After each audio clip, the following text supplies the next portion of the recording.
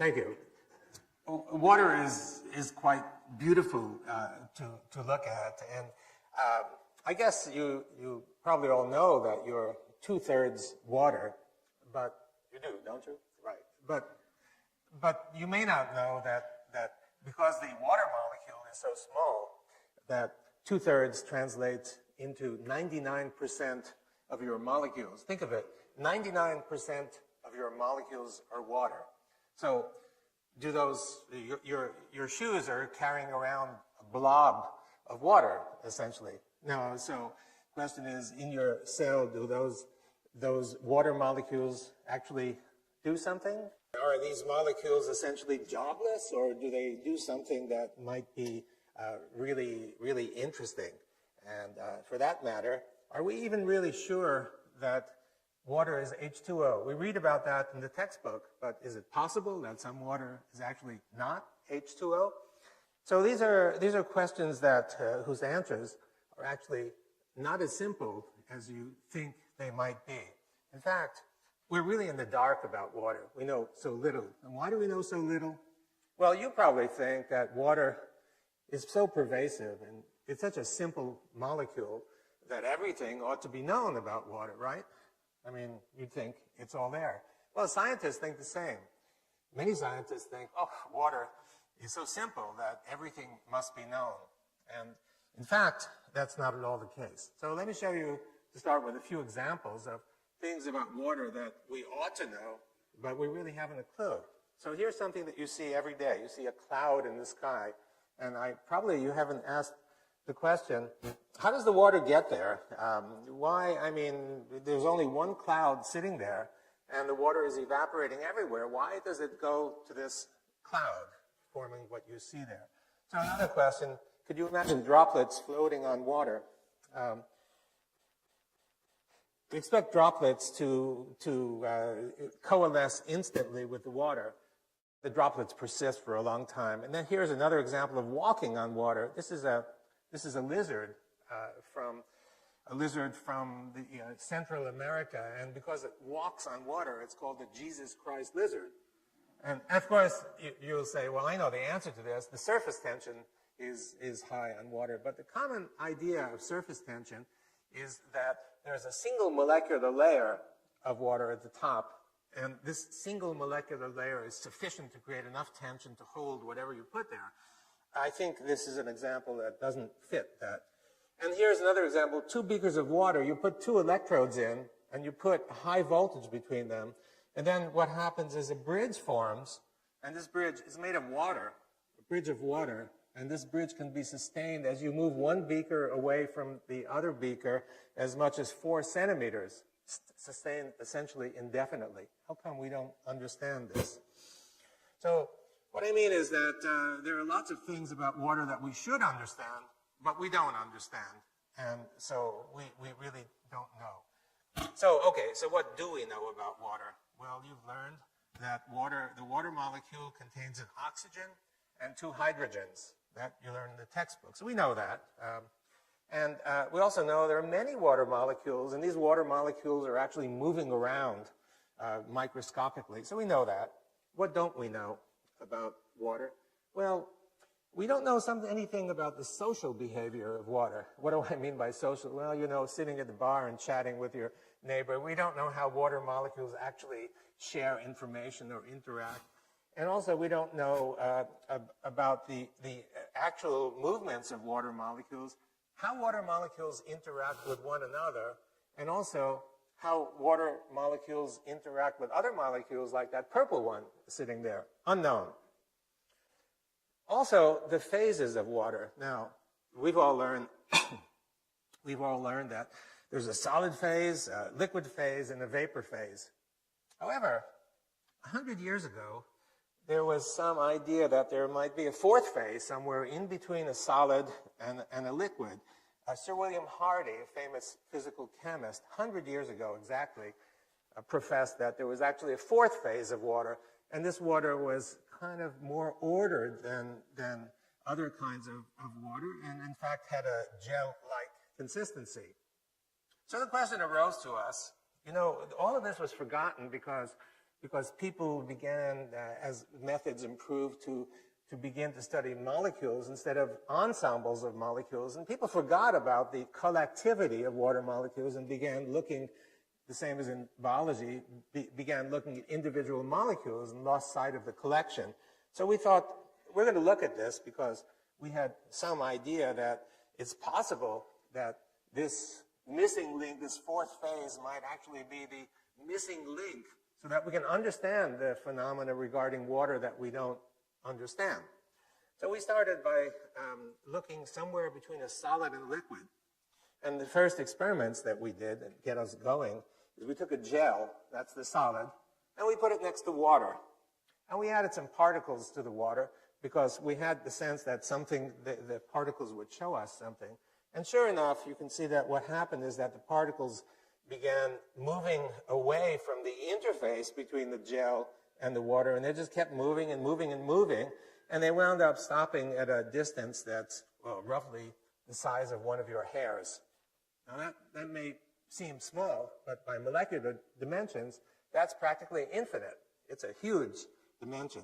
So we began studying the properties of this zone, and we called it, for obvious reasons, the exclusion zone, because practically everything you'd put there would get excluded, would get expelled from the zone as it built up, or instead of exclusion zone, EZ for short.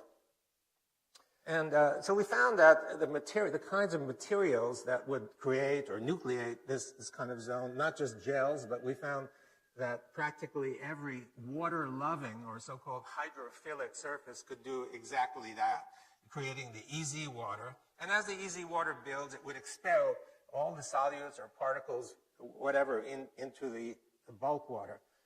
And we began learning about the properties, and we've spent now quite a few years looking at the properties. And so it looks something like this. You have a material next to water, and these sheets of EZ layers begin to build, and they build and build, and you just keep building up one by one. And so if you look at the structure of each one of these planes, you can see that it's a honeycomb, hexagonal kind of structure, a bit like ice, but not ice. And if you look at it carefully, you can see the molecular structure. So of course it consists of hydrogen and oxygen because it's built from water. But actually, they're not water molecules. If you start counting the number of hydrogens and the number of oxygens, it turns out that it's not H2O. It's actually H3O2. So it is possible that there's water that's not H2O, some phase of water. So we began looking, of course, more into these extremely interesting properties. And what we found is we stuck electrodes into the EZ water because we thought there might be some electrical potential. It turned out that there's lots of negative charge in that zone. And we used some dyes to seek positive charge, and we found that in the bulk water zone, there was an equal amount of positivity. So what's going on, it looked like, is that next to these interfaces, the water molecule was somehow splitting up into a negative part and a positive part. And the negative part sat right next to the water-loving material, and the positive charges went out beyond that. We found, actually, it's the same. You didn't need a straight interface. You could also have a sphere. So you put a sphere in the water, and any sphere that's suspended in the water develops one of these exclusion zones, EZs around it, with the negative charge. And beyond that is all the positive charge separation. It didn't have to be only a material sphere. In fact, you could put a droplet in there, a water droplet, or in fact, even a bubble. You get the same result. Surrounding each one of these entities is a negative charge and the separated positive charge. So here's a question for you. If you take two of these negatively charged entities and you drop them in a beaker of water near each other, what happens to the distance between them? Now, I bet that 95% of you would say, well, that's easy. I learned in physics, negative and negative repel each other. So therefore, they're going to go apart from one another, right? Is that what you'd guess? Well, the actual result, if you think about it, is that it's not only the positive charge, negative charge, but you also have positive charge. And the positive charge is especially concentrated in between those two spheres because they come from contributions from both of those spheres. So there are a lot of them there. When you have positive in between two negatives, what happens is that you get an attractive force. And so you expect these two spheres to actually come together despite the fact that they have the same charge. And that's exactly what happens. It's been known for many years. They come together, and if you have many of them instead of just two of them, you'll get something that looks like this. They'll come together, and this is called a colloid crystal. It's a stable structure. In fact, the yogurt that you might have had this morning probably consists of what you see right here. So they come together because of the opposite charge. The same thing is true if you have droplets. They come together because of the opposing charges. So when you think of droplets and aerosol droplets in the air and think about the cloud, it's actually the reason that these aerosol droplets come together is because of this opposite charge. So the droplets from the air, similarly charged, come together, coalesce, giving you that cloud in the sky. So the fourth phase, or easy phase, actually explains quite a lot. It explains, for example, the cloud. And the cloud, it's the positive charge that draws these negatively charged easy shells together to give you a condensed cloud that you see up in the sky. In terms of the water droplets, the reason that these are sustained on the surface for actually sometimes as long as tens of seconds, and you can see it. If you're in a boat and it's raining, you can sometimes see this on the surface of the lake. These droplets are sustained for some time. The reason they're sustained is that each droplet contains this shell, this easy shell. And the shell has to be breached in order for the water to coalesce with the water beneath. Now, in terms of the Jesus Christ lizard, the reason the lizard could walk is not because of one single molecular layer, but there are many easy layers lining the surface, and these are gel-like. They're stiffer than ordinary surfaces. So therefore, you can float a coin on the surface of the water. You can float a paper clip, although if you put it beneath the surface, it sinks right down to the bottom. It's because of that.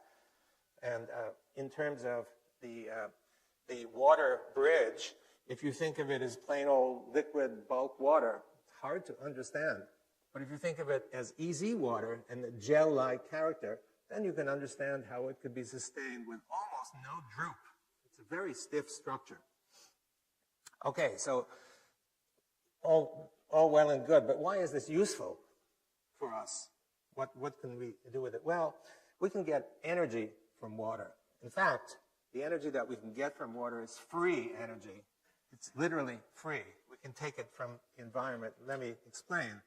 So you have a situation in the diagram with negative charge and positive charge. And when you have two opposing charges next to each other, it's like a battery. So really we have essentially a battery made of water, a battery made of water. And of course you can extract charge from it. And so that is the, now, batteries run down, like your cell phone needs to be plugged in every day or two. And so the question is, well, what charges this water battery? It took us a while to figure that out, what recharges the battery. And one day, we're doing an experiment, and a student in the lab walks by, and he has this lamp. And he takes the lamp, and he shines it on the specimen. And where the light was shining, we found that the exclusion zone grew. It grew by leaps and bounds. So we thought, aha, it looks like light. And we had many experiments to show that the energy for building this comes from light. It comes not only from the direct light, but also indirect light. What do I mean by indirect light? Well, what I mean is that the indirect light is for example, infrared light that exists all over this auditorium. If we were to turn out all the lights, including the floodlights, and I pulled out my infrared camera and looked at the audience, you'd see a very clear, bright image. And if I looked at the walls, you'd see a very clear image. And the reason for that is that everything is giving off infrared energy. You're giving off infrared energy. That's the energy that's most effective in building this charge separation in this fourth phase. So in other words, you have the material, you have the easy water, and you collect energy from outside. And as you collect the energy from outside, the exclusion zone builds. And if you take away that extra energy, it'll go back to its normal size. So this battery is basically charged by light, by the sun. It's a gift from the sun. If you think about it, what's going on, if you think about the plant that you have sitting in your kitchen getting light, you know where the energy comes from. The energy comes from the light. It's the photons that hit the plant that supply all the energy, right? And the plant converts it to chemical energy, the light energy to chemical energy, and the chemical energy is then used to do growth and metabolism and bending and what have you. That we all know, it's very common. What I'm suggesting to you from our results is that the same thing happens in water. No surprise because the plant is mostly water. So I'm suggesting to you that energy is coming in from outside, light energy, infrared energy, radiant energy, basically, and the water is absorbing the energy and converting that energy into some sort of useful work. And so we come to the equation E equals H2O, a bit different from the equation that you're familiar with. But I think it really is true that you can't separate energy from water. Water is a repository of energy coming free from the environment. Now, can we harvest some of this energy, or is it just totally useless? Well, we can do that because you have a negative zone and a positive zone. And if you put two electrodes in, you can get energy, right? Just like a battery. And we've done that, and we're able to, for example, a very simple optical display can be run from the energy that you can get from here. And obviously, we need to build it up into something bigger and more major in order to get the energy. This is free energy, and it comes from water.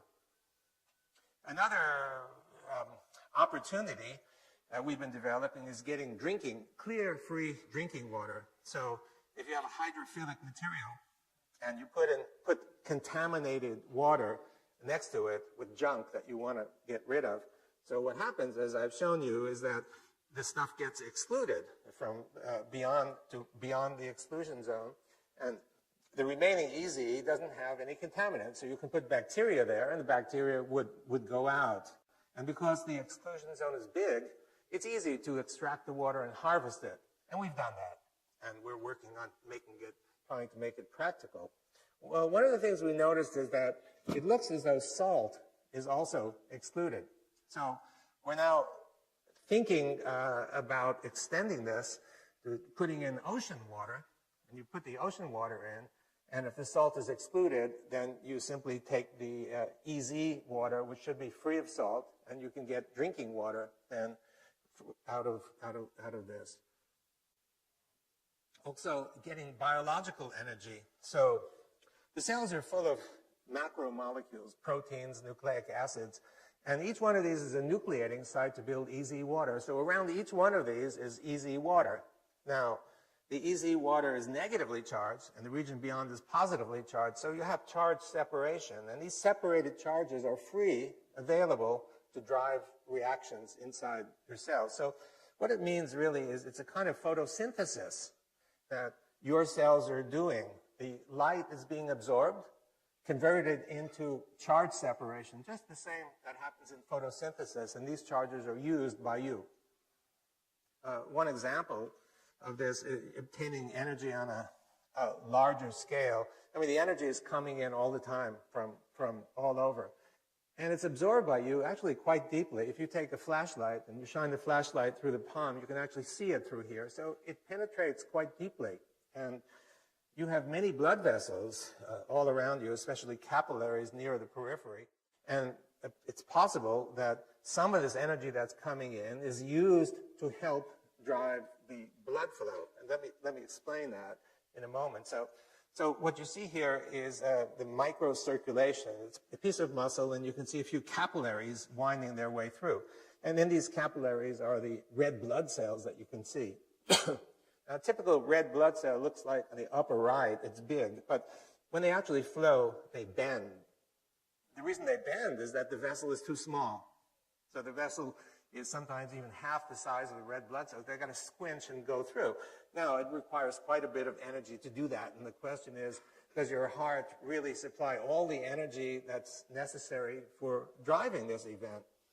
And what we found is a surprise. We found that if we take a hollow tube made of hydrophilic material, just like a straw, and we put the straw in the water, we found constant, unending flow that goes through. So here's the experiment. Here's the tube, and you can see that the tube is put in the water. We fill it the inside just to make sure it's completely filled inside and put it into the water. And the water contains some spheres, some particles, so we can detect any movements that occur. And you look in the microscope, and what you find looks like this: unending flow through the tube. It can go on for a full day, as long as we've looked at it. So it's free. Light is driving this flow in a tube. No extra source of energy other than light. So if you think about the human and think about the energy that's being absorbed in your water and in your cells, it's possible that we may use some of this energy to drive biological processes in a way that you had not envisioned before.